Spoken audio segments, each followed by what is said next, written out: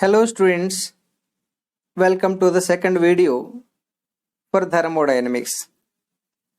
In the first video, we discussed the definition for thermodynamics, system, surroundings, boundary, types of systems. Then we discussed the state, process, types of process, namely reversible process, irreversible process, and thermodynamic cycle. Remember, the sum of the system and surroundings is called universe. The sum of the system and surroundings is called universe. And the thermodynamic cycle must be constructed in the clockwise direction for power developing system like thermal power plant, gas turbine power plant. Whereas for power consuming systems like refrigerator, air conditioning unit, the thermodynamic cycle must be constructed in the anti-clockwise direction. With that brief introduction, today let us start with the concept of properties. Property means the observable characteristics from any system at any point of time or period of time is called thermodynamic system property. Once again, the observable characteristics from any system at any point of time or period of time is called thermodynamic system property. In these videos, I am going to explain clearly all thermodynamic concepts which are required for NEET JEE mains. If you need the clear notes, you can go through www.geopbyte.org. You can go to this site for getting the clear material which is required for you. Whatever I am discussing, the entire information is available with this site. Now, though thermodynamics is mainly dealing the work and heat are not coming under thermodynamic system properties. In fact, the thermodynamic work and thermodynamic heat both are path function quantities. Both are depending on path followed by the process. Whereas properties are not depending on the path followed by the process. Then you may have doubt that, sir, how can we recognize whether the given quantity is a property or not? That can be concluded or that can be decided like this. Let us assume Z is the function of x comma y. Z is the function of x comma y means Z is depending on x and y, like how the pressure is depending on temperature and volume. Then you differentiate it on both sides. dz equal to dou z by dou x at constant y into dx plus dou z by dou y at constant x into dy. Can also be written as dz equal to m dx plus n dy, where m equal to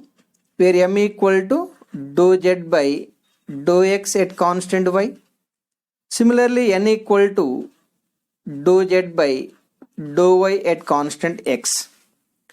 After getting this relation, what you do is you differentiate the m with respect to y at constant x. It is like this: dou m by dou y at constant x. Then you differentiate the n with respect to x at constant y, dou n by dou x at constant y. Now you compare these two. If these two quantities are equal, then only Z is coming under property of the system. Otherwise, Z may be a thermal quantity like thermodynamic heat and thermodynamic work, but not be coming under thermodynamic system properties.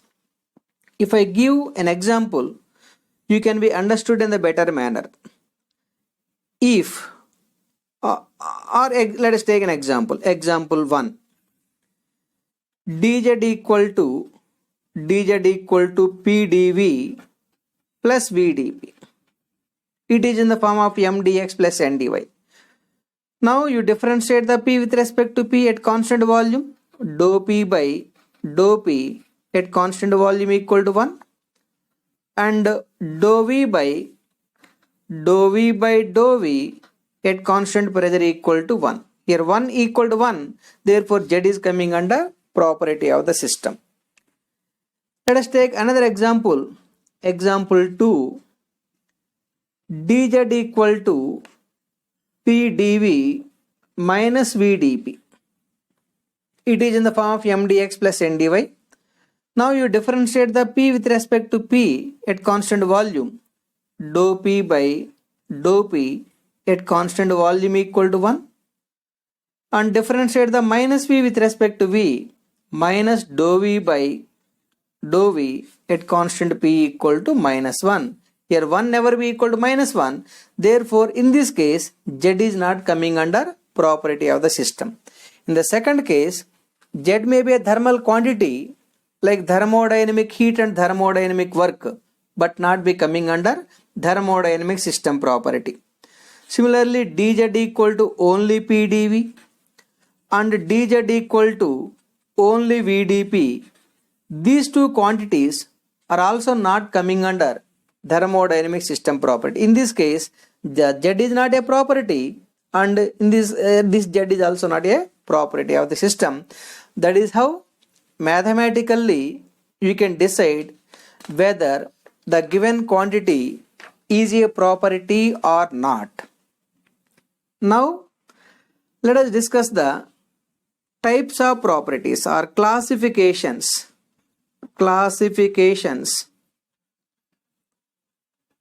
of properties. Classifications of properties. At the end of each video, I'll give my Telegram link. You can contact me to have if you need any clarification, you can contact me through the Telegram. Definitely, I will give all solutions for your questions. Classifications of properties. The properties are mainly two types. First one is extensive properties, and second one intensive properties. Believe me, extensive properties means the properties which are depending on size or mass of the system.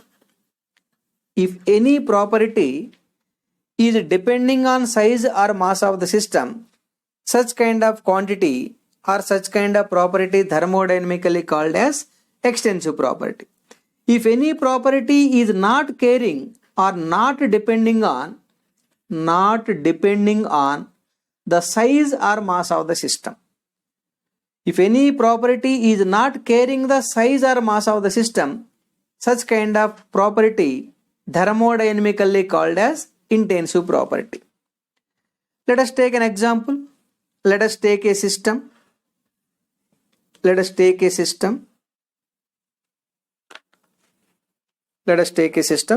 is our system. Assume this system is maintaining the temperature 25 degrees centigrade, and the volume of that system is some 5 meter cube. Randomly I have selected. There is no specific reason for selecting those quantities. Now, if I cut the system into 3 blocks, subsystem 1, subsystem 2, and subsystem 3, even if I cut the system into 3 blocks, the temperature on each surface remains same, that is 25 degrees centigrade. Look at the temperature. The temperature of the main system is 25 degrees centigrade. Subsystem is also 25 degrees centigrade. It means though the size or mass of the system is changing, temperature is not changing. That means temperature is not depending on the size or mass of the system. Such a quantity is coming under intensive property. But if you look the volume, the total volume of the system is 5 meter cube.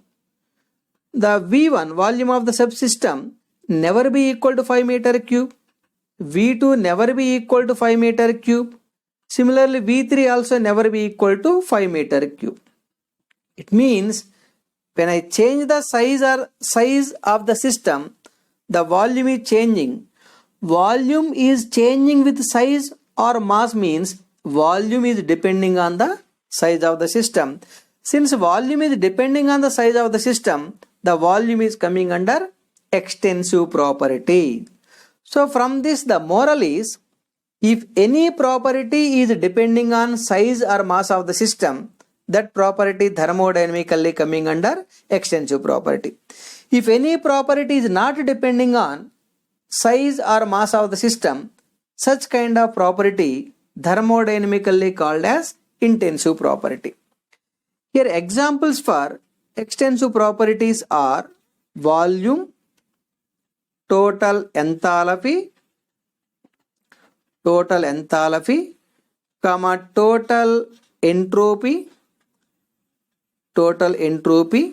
comma total internal energy. These are all coming under extensive properties.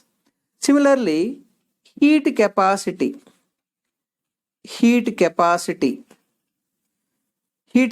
means product of mass and specific heat. We will discuss the meaning of specific heat in the next lecture. The product of mass and specific heat is called heat capacity. This heat capacity is also coming under extensive property. Now come to the intensive property. Example for intensive property are the temperature and pressure. Temperature and pressure are coming under intensive properties. But remember, if I divide the extensive property with mass, I will get specific extensive property. That specific extensive property is coming under intensive property.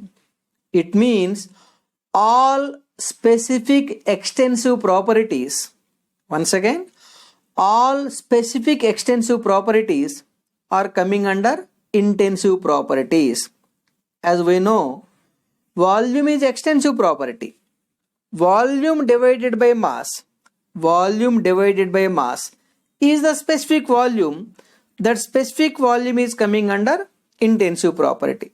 Similarly, total enthalpy denoted by capital H divided by mass is the specific enthalpy. The specific enthalpy is coming under intensive property. Similarly, total internal energy divided by mass is the specific internal energy. That specific internal energy is coming under intensive property. It means all specific extensive properties are coming under intensive properties. Coming to the heat capacity. Heat capacity is extensive property. If I divide the heat capacity with mass, mc divided by m is the C called specific heat. Since the specific heat is the specific quantity, that specific heat is coming under intensive property. Specific heat is intensive property, whereas the heat capacity is coming under extensive property. That is about the property and types of properties. In the next lecture, in the next video, that is tomorrow, I will plan to discuss the thermometry. Thank you very much.